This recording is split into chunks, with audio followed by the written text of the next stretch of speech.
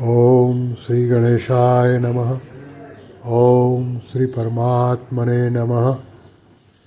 आप सभी को नम्र निवेदन है कि अगर हमारा काम आपको अच्छा लगता है तो ये वीडियो ज़्यादा से ज़्यादा लोगों को शेयर कीजिए, वीडियो को लाइक कीजिए और हमारी चैनल को सब्सक्राइब कीजिए। इसमें आपको कोई खर्चा नहीं है, 1 सेकंड का काम है, लेकिन हमें बहुत ज़्यादा इससे प्रोत्साहन मिलता है। आज का श्लोक अध्याय 3 कर्मयोग, श्लोक क्रमांक 35। राग द्वेष के वश में न होकर क्या करना चाहिए और क्या नहीं करना चाहिए, इसका उत्तर भगवान इस श्लोक में देते हैं। श्रेयान् स्वधर्मो विगुणः परधर्मात् स्वनुष्ठितात् स्वधर्मे निधनं श्रेयः परधर्मो भयावह। अर्थात भगवान कहते हैं, अच्छी तरह आचरण में लाए हुए दूसरे के धर्म से गुणों को कमी वाला अपना धर्म श्रेष्ठ है। अपने धर्म में तो मरना भी कल्याणकारक है और दूसरे का धर्म भय को देने वाला है।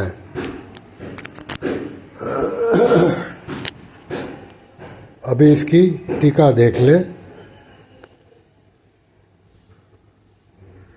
श्रेयान् स्वधर्मो विगुणः परधर्मात् स्वनुष्ठितात्।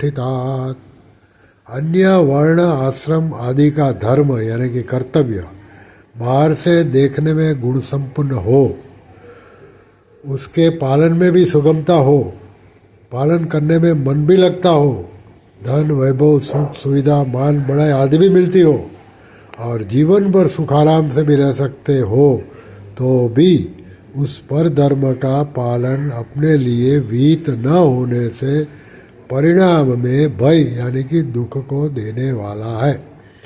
इसके विपरीत अपने वर्ण आश्रम आदि का धर्म बाहर से देखने में गुणों की कमी वाला हो, उसके पालन में भी कठिनाई हो, पालन करने से मन भी न लगता हो, धन वैभव सुख सुविधा मान बड़ाई आदि भी न मिलती हो और उसका पालन करने में जीवन भर कष्ट भी सहना पड़ता हो, तो भी उस स्वधर्म का निष्काम भाव से पालन करना परिणाम में कल्याण करने वाला हो है।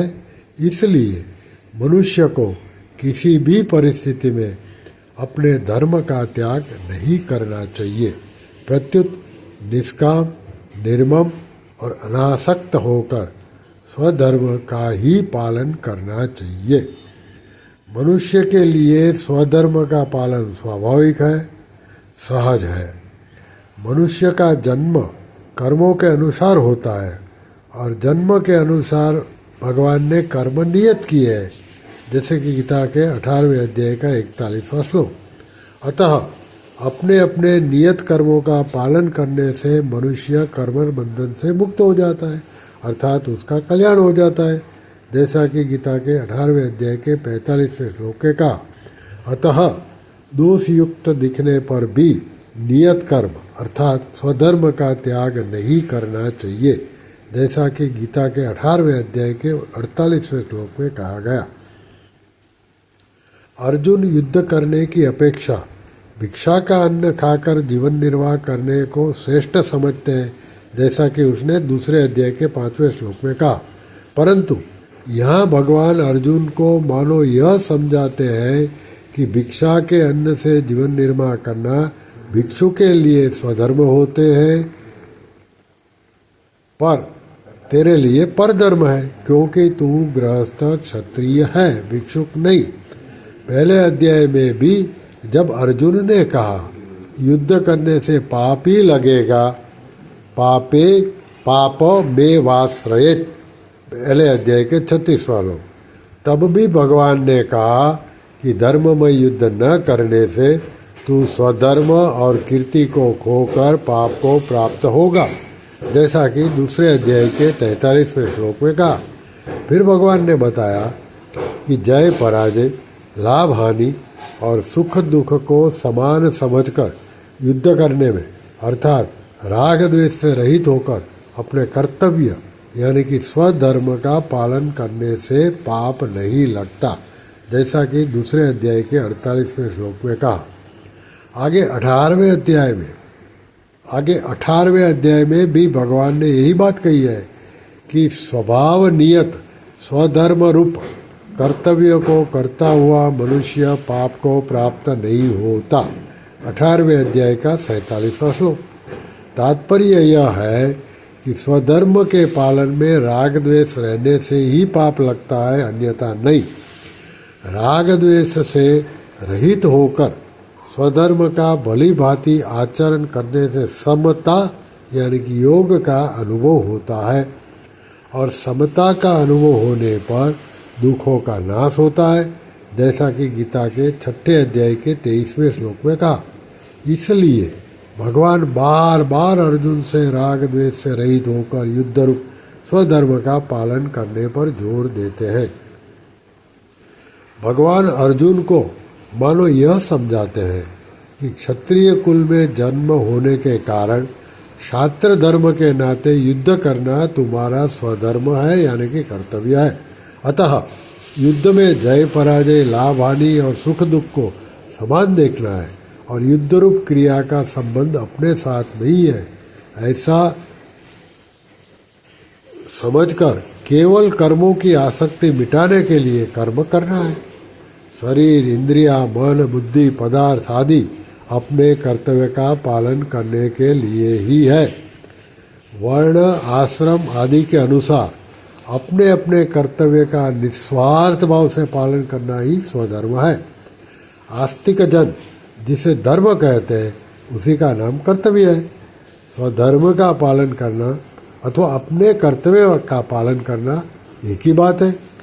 कर्तव्य उसे कहते हैं जिसको सुगमतापूर्वक कर सकते हैं, जो अवश्य करने योग्य है और जिसको करने पर प्राप्तव्य की प्राप्ति अवश्य होती है।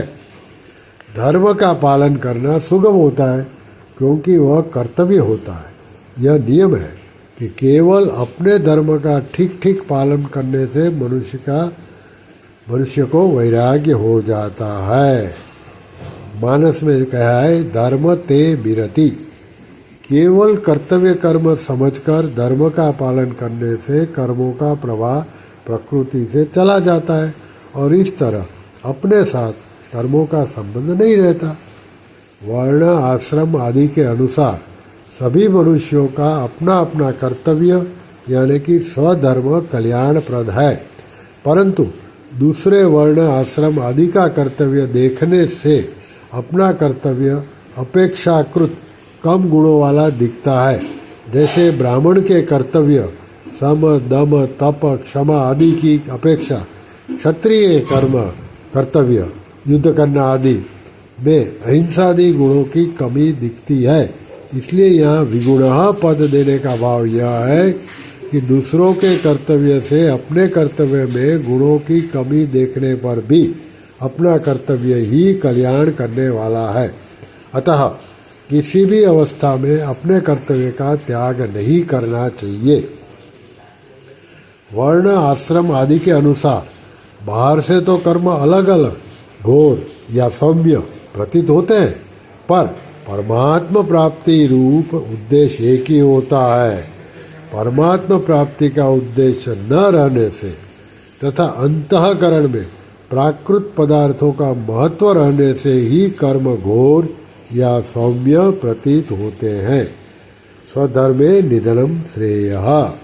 स्वधर्म पालन में यदि सदा सुख, आराम, धन संपत्ति, मान बढ़ाए, आदर सत्कार आदि ही मिलते तो वर्तमान में धर्मात्माओं की टोलियां दिखने में आती, परंतु स्वधर्म का पालन सुख अथवा दुख को देखकर नहीं किया जाता, प्रत्युत भगवान अथवा शास्त्र की आज्ञा को देखकर निष्काम भाव से किया जाता है।